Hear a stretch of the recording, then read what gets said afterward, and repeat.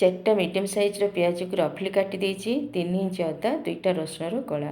Good evening everyone, जय Jagannath. Odisha kitchen को आपण मानक बहुत बहुत स्वागत। नमस्कार।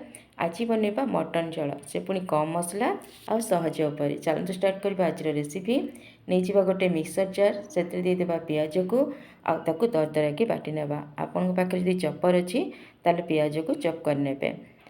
एबे देदेबा आमर रसुण अदा अल्प टिके तेल देदेबा आकु भल भाव फाइन की बाटी नेबा।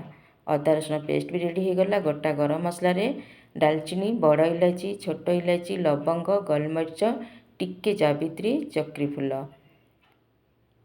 500 ग्राम मटन को मु भल भाव धोईकी सफा कर देछि। देखंतु मु पूरा सिंपल रखी, किछि भी दौनी, डायरेक्ट बनाबा। आमे एबे नहीं जा सोरिष तेल। तेल बढ़िया भाव गरम हो से देवा आम गोटा गरम मसला देले बहुत बढ़िया बास्ना आसे। एबे पियाज बटा भी भल भाव भाजी नेबा, जेमती पियाजर कलर आम टिके चेंज हो। एबे देबा अदा रसुण पेस्ट। मु आगु अदा रसुण पेस्ट दे सारी, किंतु वीडियो कला बेले कटि जाइतिला, सेतिपई टिके देखौची।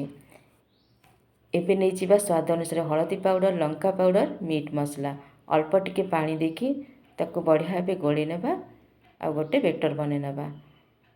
देखंतु एमती घोल रहिबो। एपटे देखिबा, देखंतु अदा रसुण पियाज बढ़िया भाव कषि आसलानी। एबे मसला को ढाल देबा आ मसला को टिके कषि नेबा। एमती अपने टिके कषि नेबा। कषि सारला परे आमे सेथिरे दे देबा पानी।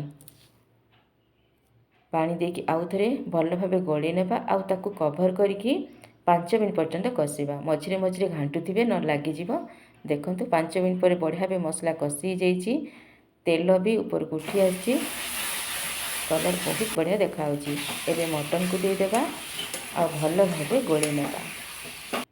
गोली सारला परे दे देबा स्वाद अनुसार लूण। आउ थरे भल भाव गोली नेबा।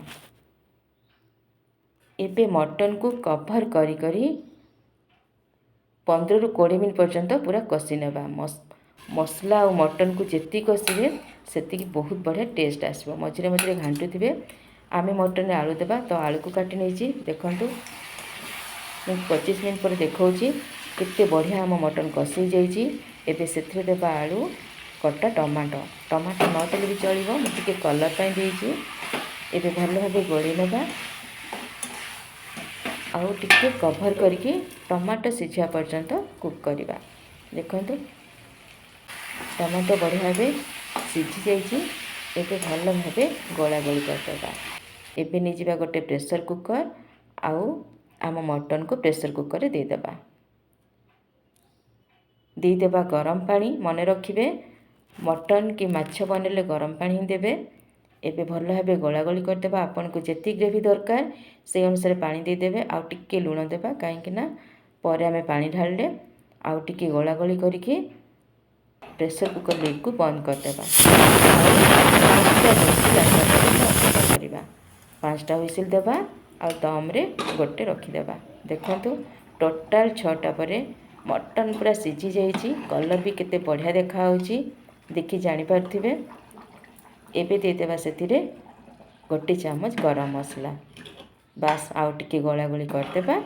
आउ 2 मिनट पई कवर करी कुक करिबा। देखंतु 2 मिनट पर देखौछि, कलर भी पूरा मस्त हेछि। मांस भी बहुत बढ़िया सिझिछि, देखि जानि पारथिबे।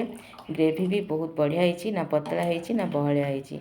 एबे दे देबा हमर प्यारा प्यारा धनिया पत्र आउ सर्व कर देबा। देखले तो बहुत कम मसला आ बहुत सहज उपाय रे मटन करी रेडी हो गला। निश्चिंत घरे बनातु। रहुछि। वीडियोटी जदि भल लागुछि सब्सक्राइब करबा जमार भूलिबेनि। बाय बाय, जय जगन्नाथ। आ गोटे वीडियो देखा हबा।